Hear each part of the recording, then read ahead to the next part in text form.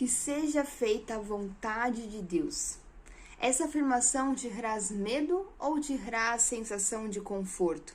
Traz medo ou traz paz? Fica comigo até o final do vídeo que você vai entender que a sua resposta a essa minha pergunta está completamente relacionada à forma como você enxerga Deus. E a forma como você enxerga Deus também está completamente relacionada à forma como você se relaciona com Ele. Se você quer entender isso bem, fica comigo até o final desse vídeo. Se você caiu aqui de paraquedas, eu preciso te informar que esse vídeo faz parte de uma série, de uma sequência de outros vídeos, onde eu me proponho a meditar em cada porção do texto bíblico de Gênesis a Apocalipse, com o intuito de nos apaixonarmos e amarmos mais a Deus, conhecendo Ele à medida que o texto bíblico se desenvolve. Tem sido um período muito especial e se você quer acompanhar tudo isso, se inscreve aqui no canal para não ficar de fora, não perder nenhum vídeo daqueles que virão, afinal de contas nós temos uma longa jornada pela frente. Se você ainda não assistiu os vídeos que antecedem a esse, quando esse vídeo terminar, vai lá no canal, tem uma playlist chamada de Capa a Capa, onde eu estou organizando todos os vídeos desse projeto na sequência, e assistir todos com certeza vai te dar uma visão muito mais ampla, um entendimento mais profundo do texto, inclusive que nós vamos meditar hoje, que é o texto que está em Gênesis capítulo 7, do versículo 11 ao versículo 16. Então vamos lá, vamos ao texto de hoje. No dia em que Noé completou 600 anos, 1 mês e 17 dias, nesse mesmo dia todas as fontes das grandes profundezas jorraram e as comportas do céu se abriram, e a chuva caiu sobre a terra 40 dias e 40 noites. Naquele mesmo dia, Noé e seus filhos, Sem, Cã e Jafé, com sua mulher e com as mulheres de seus 3 filhos, entraram na arca. Com eles entraram todos os animais, de acordo com as suas espécies, todos os animais selvagens, todos os rebanhos domésticos, todos os demais seres vivos que se movem rente ao chão e todas as criaturas que têm asas, todas as aves e todos os outros animais que voam. Casais de todas as criaturas que tinham fôlego de vida vieram a Noé e entraram na arca. Os animais que entraram foram um macho e uma fêmea de cada ser vivo, conforme Deus ordenara a Noé. E então o Senhor fechou a porta. Deus criou o homem e a mulher, e o homem e a mulher deram origem a toda a humanidade, obedecendo ao comando de Deus de multiplicação. Deus criou o homem e a mulher para que eles vivessem com Deus em intimidade. Esse era o desejo do coração de Deus.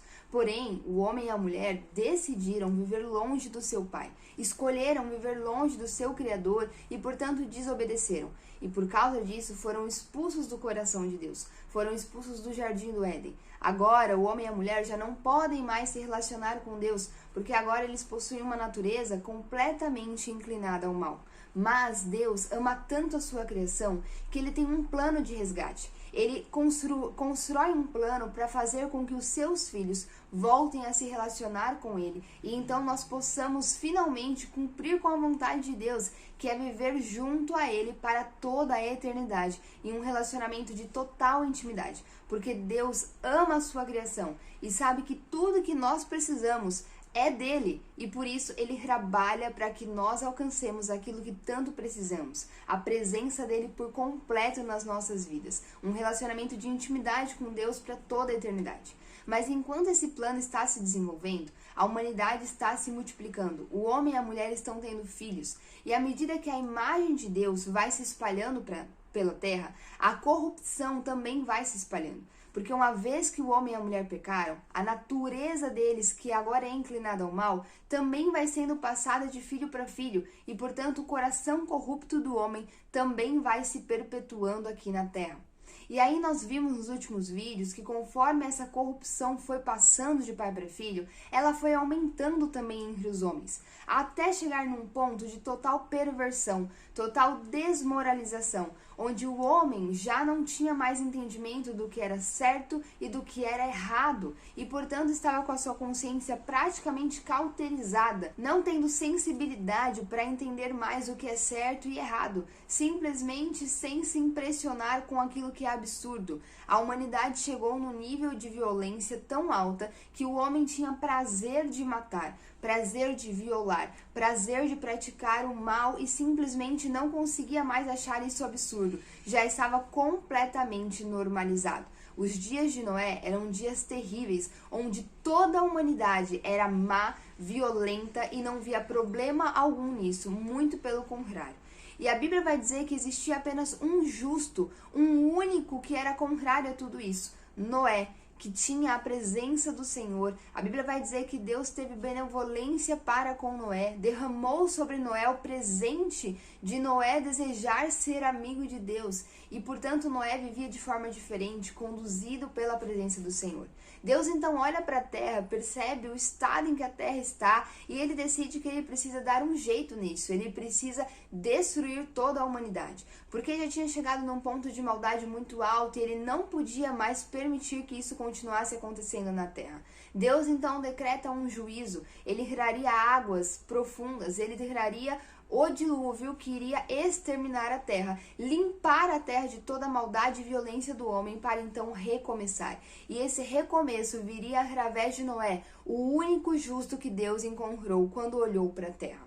Esse é o contexto. No vídeo anterior, eu falei que Deus deu a Noé a ordem de começar a abastecer a arca. E Noé teve 7 dias para isso. Foram 7 dias abastecendo a arca com os mantimentos, com os animais, obedecendo a todas as ordens que Deus havia dado. 7 dias sem ter uma nuvem no céu. 7 dias abastecendo um grande, enorme barco no meio de um deserto. 7 dias obedecendo a Deus sem ter caído uma gota. Noé se movia e se comportava baseado na sua fé. Na fé de que o Deus único e verdadeiro estava com ele e que ele tinha um plano de salvação. Que esse Deus único e verdadeiro daria um jeito de reconectar o homem ao seu Criador, aquilo que nós tanto precisamos e almejamos. Noé então vai esperar os 7 dias abastecendo a arca e então nós chegamos no texto de hoje. A chuva começou. Todos estavam dentro da arca. Noé e sua esposa, seus 3 filhos e a esposa dos seus 3 filhos. Todos os animais que Deus pediu para que estivesse dentro da arca. Todos os alimentos que Deus disse que era para Noé armazenar. Já estava tudo certo, tudo preparado, tudo pronto. Imagine essa família dentro da arca, só esperando ouvir o barulho da chuva. Só esperando Deus cumprir com aquilo que disse que faria. E então, o barulho de uma chuva que nunca antes na história tinha acontecido começa a aparecer. Água está caindo do céu.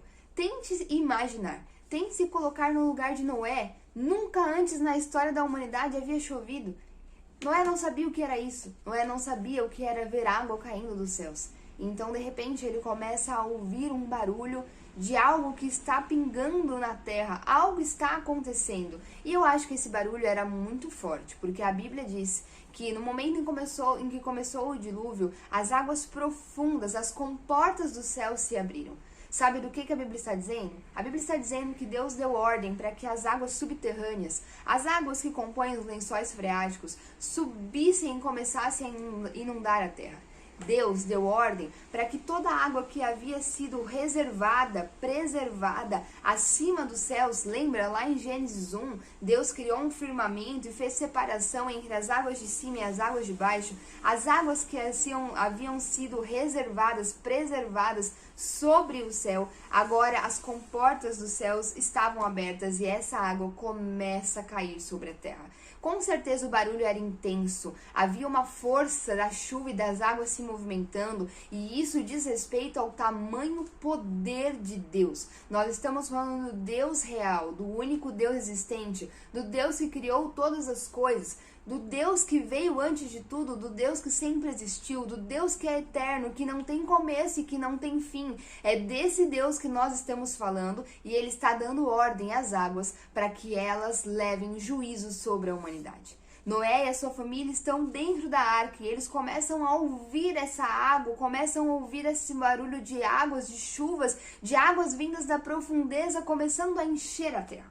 Só que assim como Noé e a sua família estão ouvindo essa água, esse barulho, as pessoas que estão fora da arca, que eram perversas, cruéis, movidas pelo maligno completamente, começam a ver essa água se aproximando, começam a ver tudo isso acontecendo, ouvir esse barulho, e eu não tenho dúvida de que o desespero começou a tomar conta deles. Porque finalmente aquilo que Noé tinha falado por tantos e tantos anos, mais de 100 anos, construindo a arca e pregando a palavra, pregando a respeito do Deus verdadeiro e da semente que pisaria a cabeça da serpente, agora eles estavam vendo com os próprios olhos. Noé não era um velho louco. Noé tinha razão. Ele tinha avisado e realmente estava acontecendo.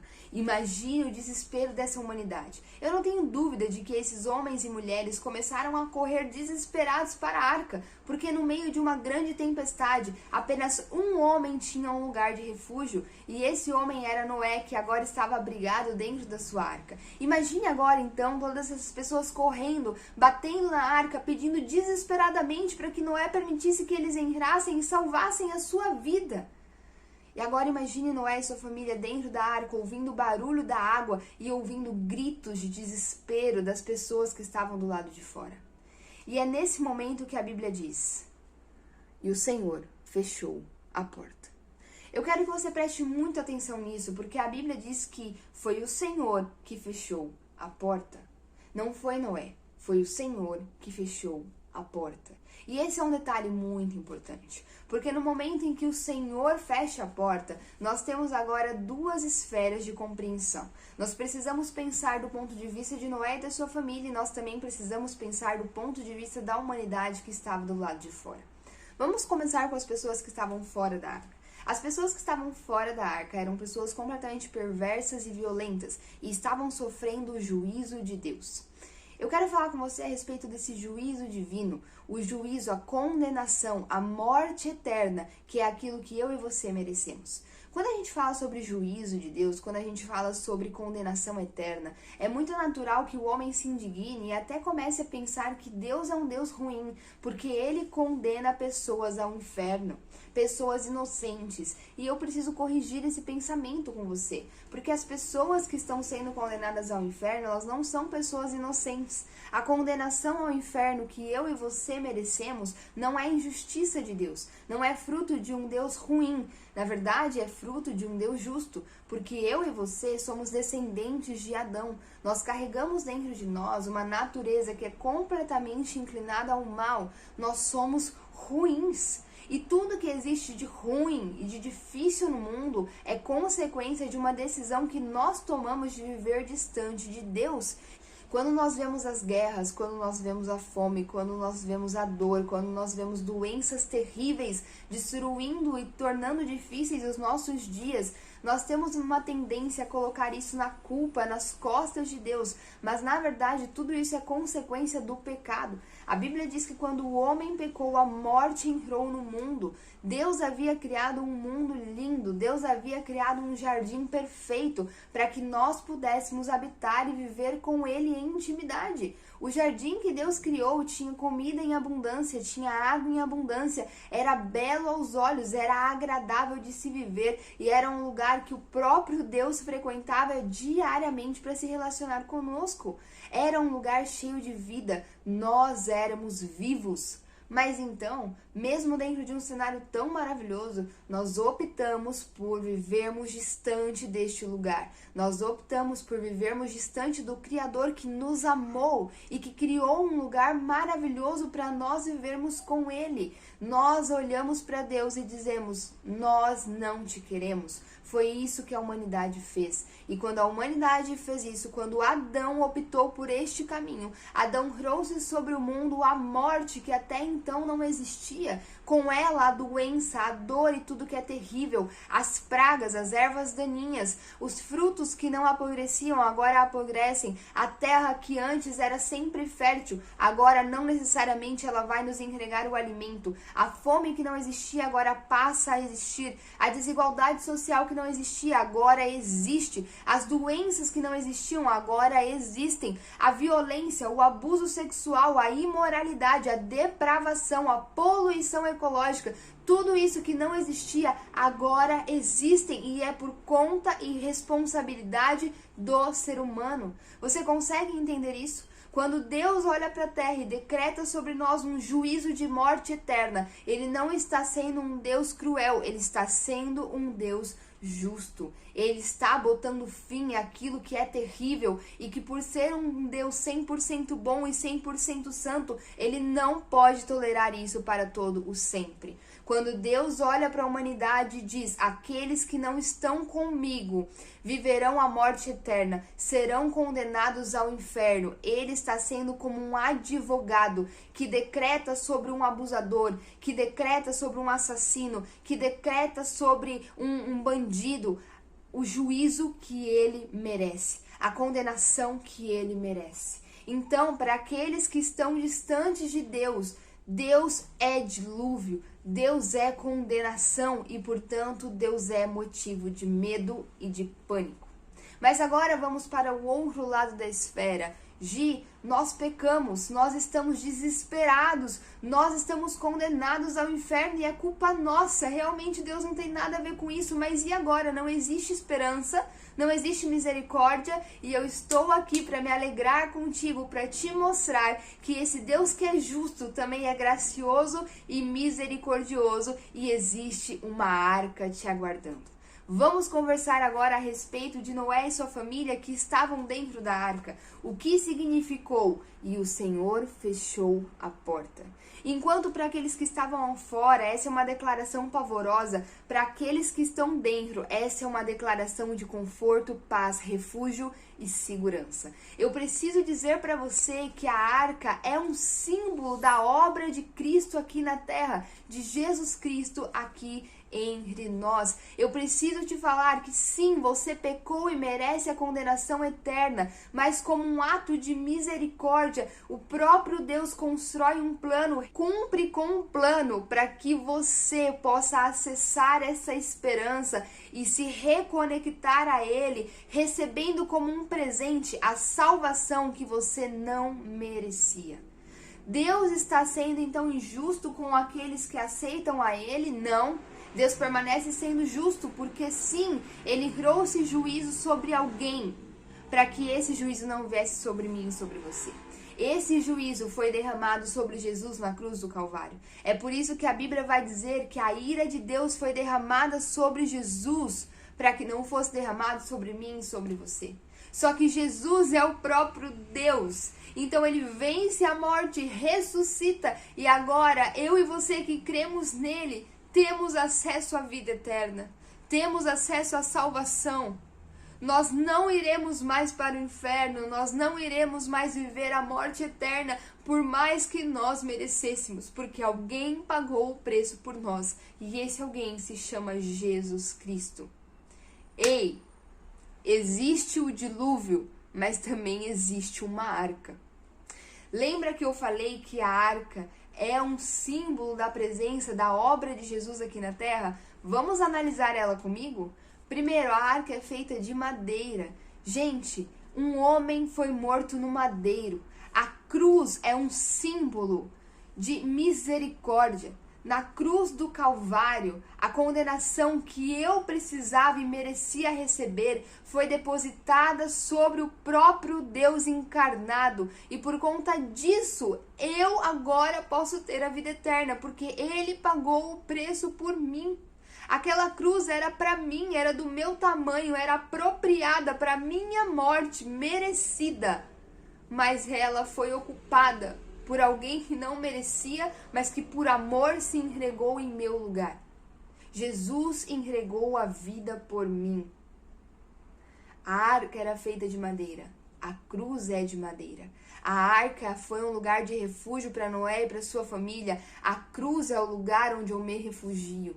A cruz é o lugar onde eu me escondo. Porque Deus me ama e permite que eu me esconda debaixo das suas asas. Outra característica importante a respeito da arca, a Bíblia vai nos dizer que a arca tinha apenas uma porta lateral. Só tinha uma forma de entrar na arca. Só tinha um caminho, só tinha uma porta de entrada lateral. Gente, a Bíblia diz que Jesus é o caminho e a verdade e a vida, e ninguém vai ao Pai a não ser por Ele. Deixa eu te falar, as pessoas dizem pra você que Deus é amor e, portanto, tudo vale, tudo importa e tudo é Deus. E essa frase parece muito linda, muito maravilhosa, muito respeitosa, mas ela é maligna porque ela é mentirosa. E quem mente não ama. Porque quando você mente, quando alguém mente pra você, ele está te condenando, ele está te enganando. Aqueles que amam declaram a verdade, e a verdade é que ninguém vai a Deus, ninguém se reconecta com Deus, ninguém recebe o abraço de Deus, ninguém pode se esconder debaixo das asas de Deus, se não for por Jesus Cristo, o único caminho, a verdade e a vida, a única porta que leva aos céus.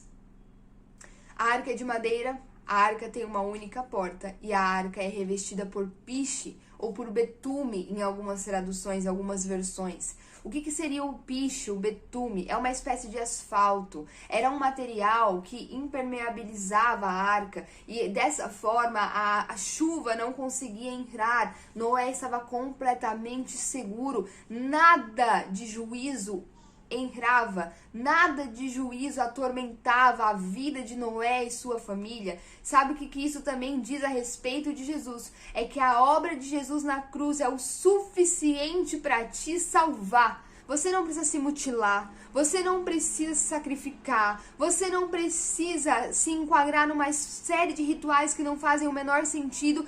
A morte de Cristo e a ressurreição já bastou. Você foi salvo pelo sangue do Cordeiro. Ele te deu a graça, ele te deu um presente que você não merecia e encontrou no seu coração a fé. E portanto agora você é salvo em Cristo Jesus e você não precisa ter medo da condenação, porque a condenação é para quem está fora da arca, mas você está dentro da arca. Então se liberte desse medo.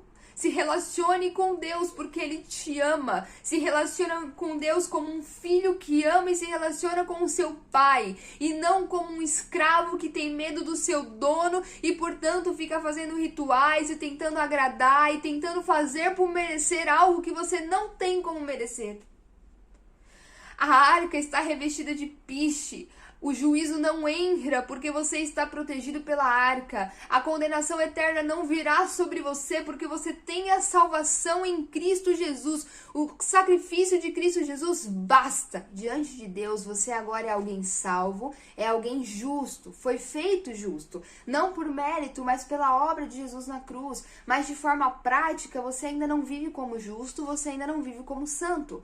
Você foi feito santo, você foi feito justo diante de Deus. Ele olha para ti e te reconhece como justo, te reconhece como santo, assim como ele reconheceu Noé como o único justo naquele período. Porém, você ainda não consegue viver de forma completamente justa e de completamente santa. Ainda que você tenha abandonado boa parte significativa da sua antiga natureza, ainda existem vestígios, ainda existem resquícios. Você ainda tem intenções erradas, você ainda faz aquilo que não queria fazer, mas que não consegue não fazer. Porque ainda existe essa luta, porque ainda estamos nesse mundo. É aí que entra um processo chamado de santificação, que é um processo diário de Deus construindo Ele em você. É um processo diário do Espírito Santo tirando aquilo que é caído em você e preenchendo com mais de Cristo, de forma que até o fim da sua vida, até o retorno de Jesus, você seja completamente Ele e nada de você. De forma que no final da sua vida você possa dizer, não vivo mais eu, mas Cristo vive em mim. E isso é um processo diário de trabalho. A partir do momento em que você teve fé e creu no seu coração e declarou com a sua boca, declarou com a sua vida de que Jesus Cristo é o Senhor e Salvador da sua vida. Ele é o único, Ele é o Deus a quem você serve. Você sabe que quando você teve esse entendimento, você passou de debaixo do domínio maligno para o domínio de Deus. Portanto, tudo que te toca passa pela permissão de Deus, porque Ele é o seu Senhor. Gi, você está dizendo para mim que as coisas ruins que chegam até mim foram permitidas por Deus? Sim, Eu sei que isso escandaliza porque nós vivemos em um mundo evangélico, infelizmente, muito fantasioso, mas quem conhece a verdade, quem conhece a palavra de Deus, sabe que viver com Deus não significa ter uma vida perfeita nessa terra. Nessa terra, não. Sabe que as aflições vão vir, mas sabe também que a Bíblia diz que tudo coopera para o bem daqueles que amam a Deus. Ou seja, ainda que você sofra, esse sofrimento também faz parte do processo de tirar a sua essência e depositar a essência de Cristo.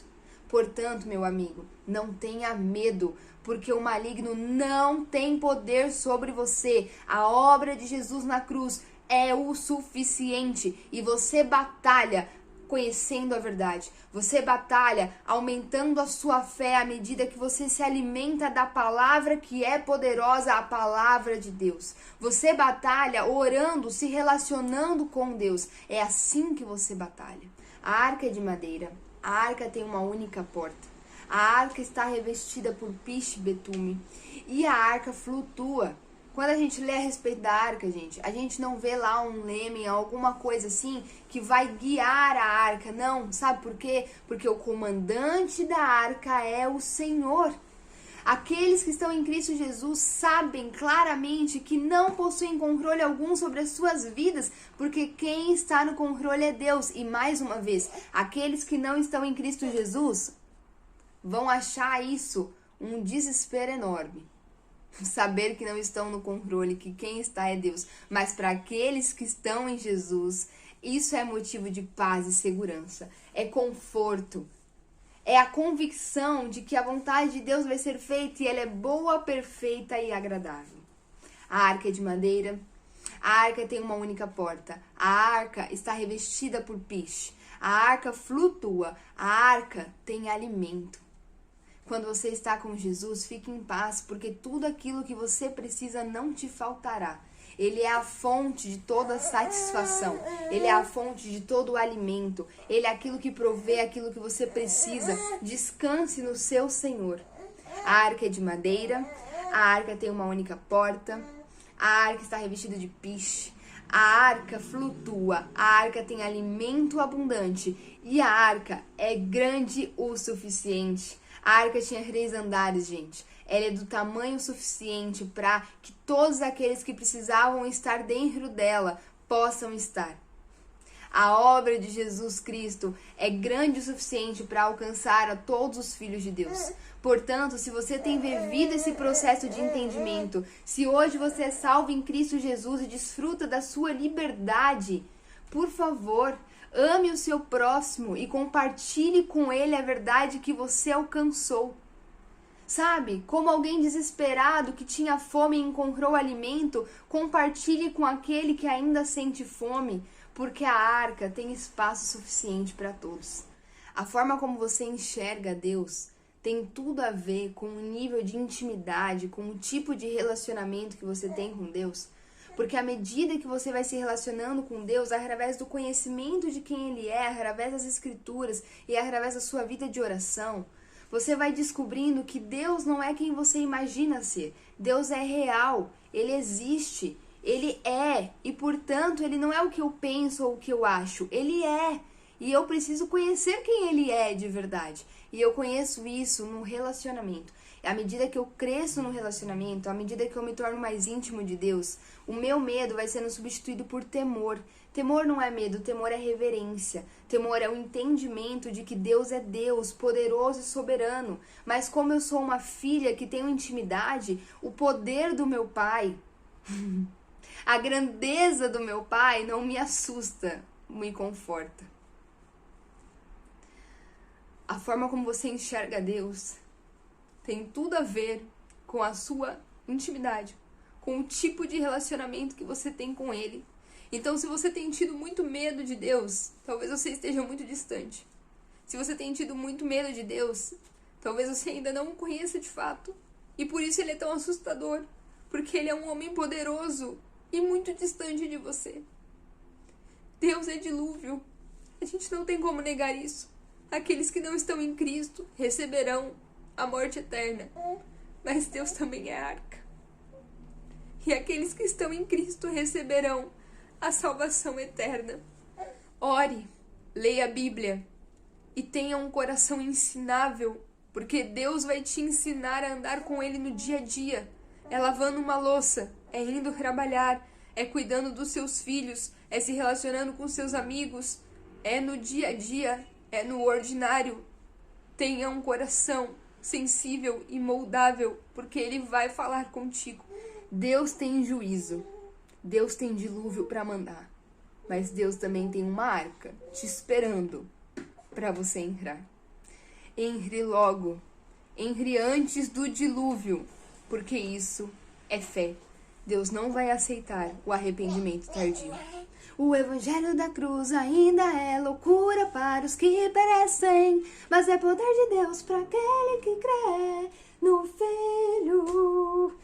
O príncipe da paz não veio trazer paz, veio trazer espada. O príncipe da paz não veio trazer paz, veio trazer espada.